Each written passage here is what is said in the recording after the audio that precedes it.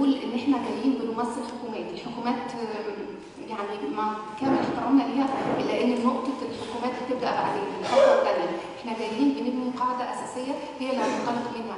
رايي ان الشعوب او الافراد او البشر هي القادره على تحديد الحكومه. العنصر الاساسي في اي دوله هي الشعب. هنبدا بالناس، هنفهمهم، هنوعيهم، هنصحي الفكره جواهم، ونفهمهم ان العدو مش فقط العدو الصهيوني اللي احنا بنحاربه، ومش بس فلسطين، في ارض اخرى تعاني من عدو اخر بيتكلم نفس لغتنا ودينه نفس ديننا، وده ابشع من العدو الصهيوني. لابد ان احنا نقف ليه بالمرصاد.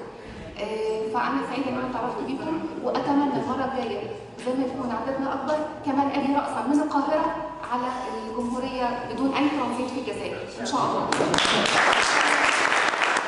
مراسلة جريدة الشعب المصرية وجريدة اللواء الدولي.